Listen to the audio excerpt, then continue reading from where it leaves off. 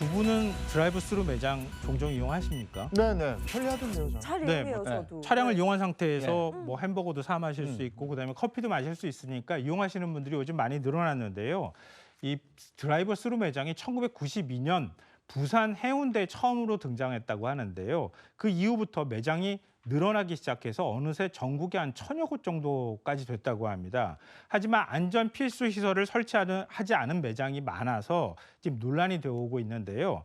이 자치단체가 제도 개선을 해야 한다 이런 목소리가 커지고 있습니다.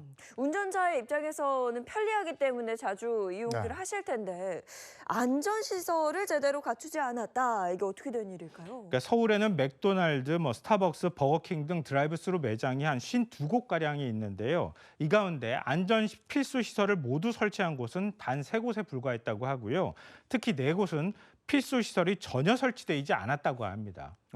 드라이브스루 매장의 안전 필수 시설, 그게 어떤 걸까요? 그러니까 흔히들 별로 그렇게 관심을 갖지 않잖아요. 네. 보통 이렇게 차 몰고 이렇게 들어가면 된다고 생각하시지만 예를 들면 다른 손님이 들어갈 때 차량에 치일 수도 있잖아요.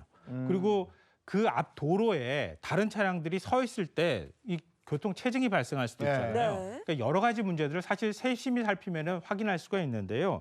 안전 필수 시설이란 경보 장치, 볼라드, 그리고 바닥 재료, 경사 구간, 점자 블록, 대기 공간, 정지선 등 7개 시설물이라고 합니다. 근데 출입로에 설치가 돼서 보행자와 운전자 간 안전거리 확보, 그리고 주의 환기 등의 역할을 하는 시설이라고 볼 수 있는데요. 이 서울시는 이런 필수 시설을 설치해야 도로 점령 허가를 내주고 있습니다. 하지만 사각지대가 있다고 하니까 지금 문제가 되는 거 아니겠습니까? 그러니까 이미 허가를 받은 매장의 경우에는 이런 필수시설 설치 여부를 확인하지 않았다고 합니다. 또 않고 있다고 하는 건데요. 그러니까 기존 매장에는 새로운 매장들을 설치하는 곳 외에는 그냥 아무것도 설치하지 않아도 계속 허가가 나고 있다는 얘기가 되는 겁니다. 이런 문제를 지적한 서울시 윤영희 의원은 허가를 갱신할 때 안전시설을 설치하도록 해야 한다 이렇게 지적하고 있습니다. 드라이브스루를 만드는 매장도 허가해주는 사람도 이런 거 다 갖춰야 된다고 몰랐나?